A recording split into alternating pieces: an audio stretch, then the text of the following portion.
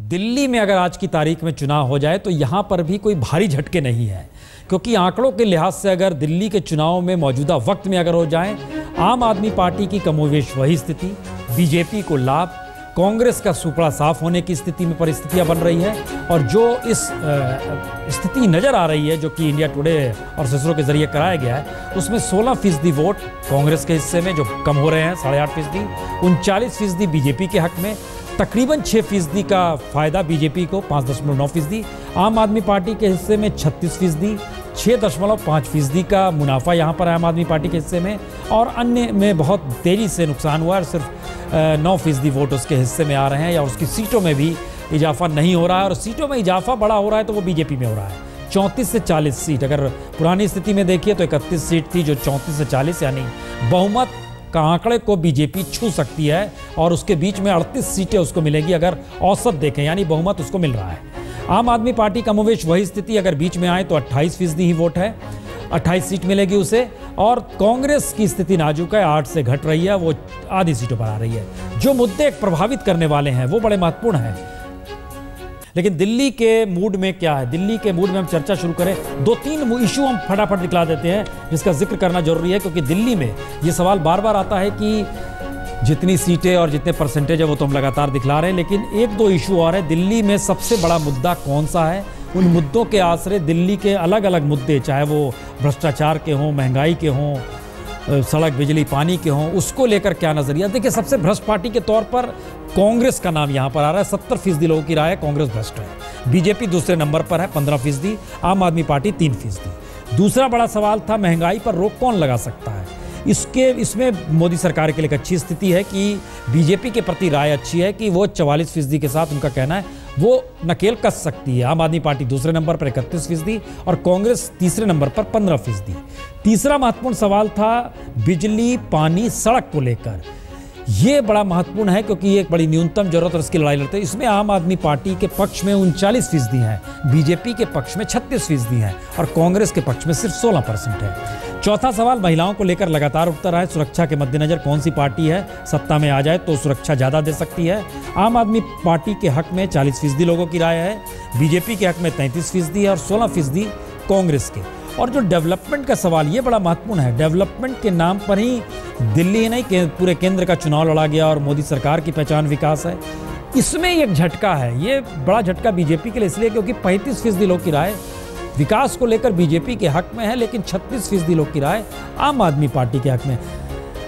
जगदीश मुखी जी, ये एक सवाल यहाँ पर हर जहन में होगा कि डेवलपमेंट का मुद्दा। और एक सवाल और बता दें कि सबसे बेहतर सीएम के मद्देनजर हमने बीते 20 बरस के तमाम सीएमओं का जिक्र करते हुए जब सामने परिस्थिति लेकर आए तो ये अलग अलग तबके को जो रखा गया, उसमें शीला दीक्षित हो, मदन लाल खुराना हो, साहेब सिंह वर्मा हो, सुषमा स्वराज हो, ये सभी पीछे हैं और अरविंद केजरीवाल का नाम सबसे आगे आया है। जगदीश मुखी जी, सवाल ये है, पहला डेवलपमेंट को लेकर एक बड़ा सवाल है, क्योंकि डेवलपमेंट के प्लैंक पे ही सरकार केंद्र में बनी, डेवलपमेंट के प्लैंक पे ही महाराष्ट्र, कश्मीर, झारखंड, जहां पर भी चुनाव हो रहे हैं ये जिक्र हो रहा है। दिल्ली में इस मुद्दे को लेकर बीजेपी के आगे 1% से आम आदमी पार्टी आगे है। आप लोग के लिए चिंता का विषय है ये?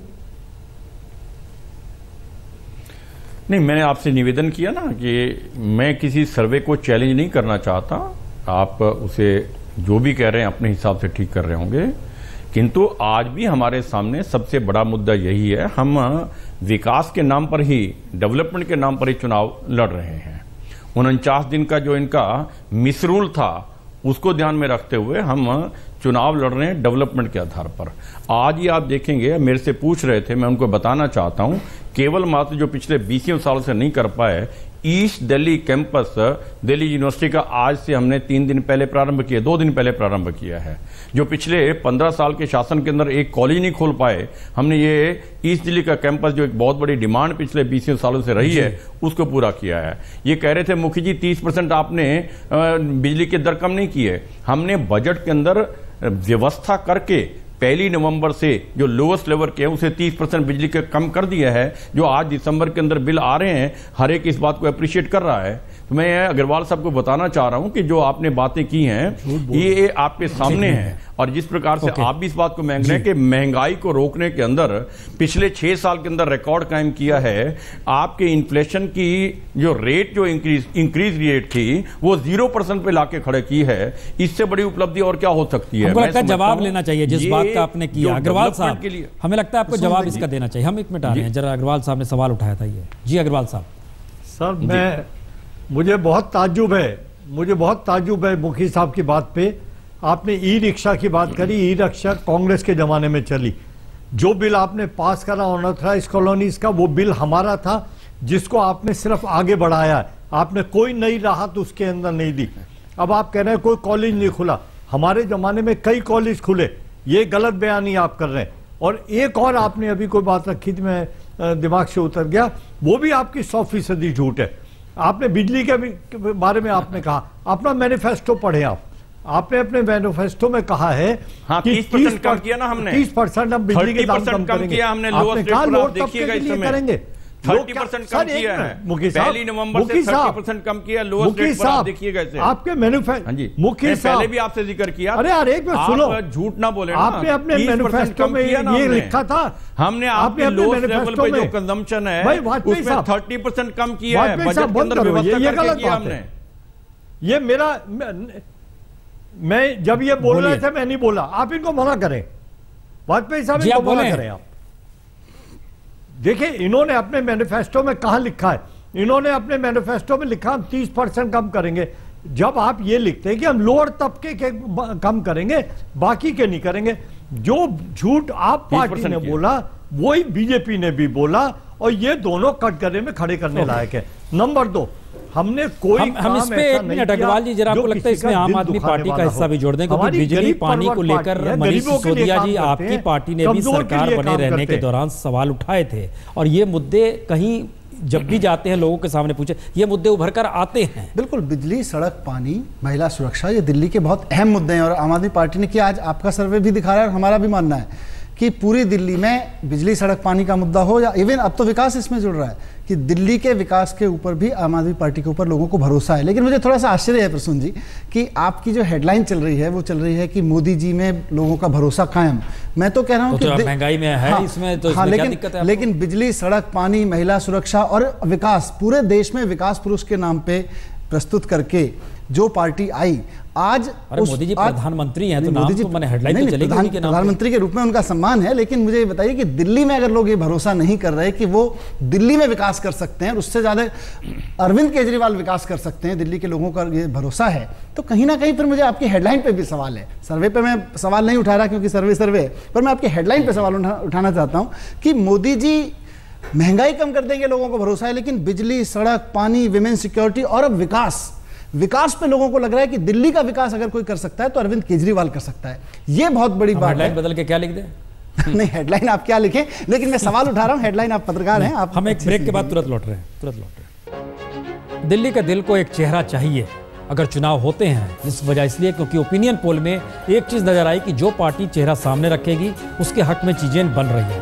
अरविंद केजरीवाल, 35% लोगों की राय है अरविंद केजरीवाल सबसे बेहतर सीएम। दूसरे नंबर पर हर्षवर्धन 19%। उसके बाद शीला दीक्षित हैं 9%। यानी कांग्रेस में अभी भी सबसे महत्वपूर्ण चेहरा शीला दीक्षित का ही है, जो कि चुनाव मैदान से बाहर हो गई है। लवली 8%।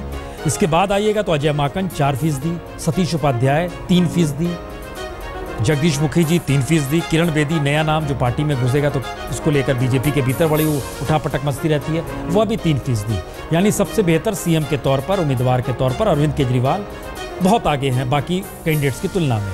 चुनाव हो जाएं तो आज की तारीख में कितने फीसदी वोट किसे मिलेंगे, ये भी बड़ा महत्वपूर्ण है, क्योंकि जितने फीसदी वोट बीजेपी के हक में है वो उसे फायदा पहुंचा रहे हैं, लेकिन दूसरी तरफ कहीं ज्यादा फायदा आम आदमी पार्टी को हो रहा है और दोनों के बीच में सिर्फ 3% का अंतर है। ये अंतर कम हो रहा है पिछली बार की तुलना में, और इन सब के बीच कांग्रेस का सुपड़ा साफ होते नजर आ रहा है। 8% वोट के कम होने का मतलब सीटों में भी आधे की कमी आ जाती है, और ये 8 सीट पिछली बार थे, इस बार 3 से 5 यानी 4 सीट। बीजेपी को लाभ है, बहुमत के आंकड़े के ऊपर जा रही दिख रही है, 38 सीट तक पहुंच सकती है।